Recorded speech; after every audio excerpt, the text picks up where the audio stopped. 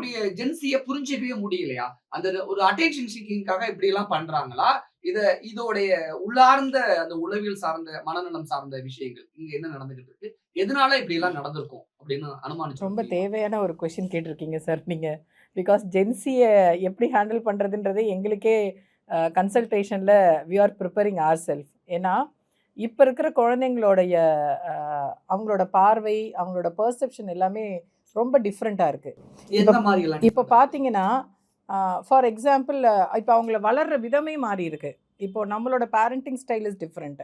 அவங்களோட parenting style most of the parents are going for work. அப்போ அங்க emotional சப்போர்ட்ன்றது ஒண்ணு கிடைக்கவே இல்ல.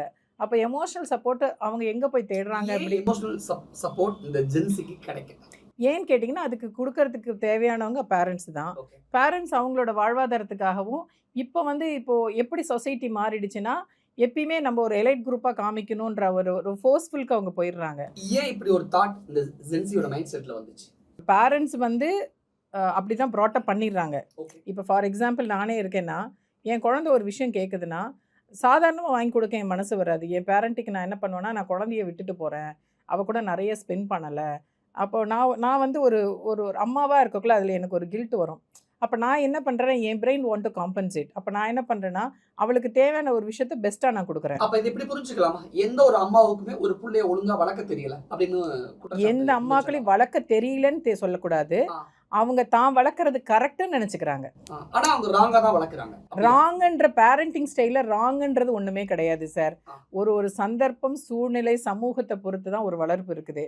எனக்கு தெரிஞ்ச ஆங்கிள்ல எனக்கு ஒரு மாதிரி சாம்பார் வைக்க தெரியும் சார். இன்னொருத்தவங்க வேற ஸ்டைல்ல வைப்பாங்க. இப்ப அதனால ஃபாஸ்ட் சாம்பாரே ஃபுட் லைஃப் ஸ்டைல் நம்ம சென்னையில இருக்கக்கூடிய எல்லாருக்குமே தெரியும். அந்த ம். ஃபாஸ்ட் ஃபுட் லைஃப் ஸ்டைல்ல தான் குழந்தைங்கள ஒவ்வொரு பேரண்ட்டுமே வளர்க்குறாங்க. வளரக்கூடிய குழந்தைகளும் அந்த ஃபாஸ்ட் ஃபுட் லைஃப் ஸ்டைல்ல தான் வளர்ந்துகிட்டு இருக்கு. இன்னொன்னு அப்படி இப்ப என்ன புரிஞ்சுக்கலாமா? இன்னொன்னு அதோட வெளிப்பாடு, அதோட அவுட்புட் தான் இந்த ஜென்சியோட பேரண்ட்ஸ் வந்து ரியாக்ஷன்ஸ். இவங்க ரொம்ப அதிகம்னு நான் சொல்ல மாட்டேன். ஆ. இப்ப அவங்க கையில மொபைல் இருக்கக்குள்ள அப்டேஷன் நெறைய வந்துருது. இப்ப நான் என்னோட ஏரியாலேருந்து பார்த்தீங்கன்னா, இந்த கடைக்கு ஏன் இவ்ளோ கூட்டம், இவ்ளோ பசங்க வராங்கன்றதே எங்களுக்கு தெரியாது. நான் கேட்பேன் என் பாப்பாட்ட, "ஏன்டா இவ்ளோ கூட்டம் இந்த கடைக்கு வருதுன்னா?" "அம்மா உங்களுக்கு தெரியாது. இன்ஸ்டால அவங்கலாம் லைக்ஸ் நெறைய வாங்கியிருப்பாங்க. அதனால வராங்க."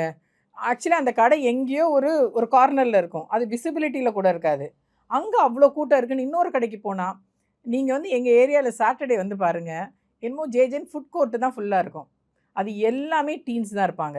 என்னன்னா, அந்த என்ன இன்ஸ்டா காரணம்? இன்ஸ்டா ரீல்ஸ் பார்க்கக்குள்ள, அத பார்த்து அவங்க டெம்ப்ட் ஆயிடுறாங்க. They want to like taste it, explore it. அவங்க பேர் என்னன்னா, they want to explore. Explore.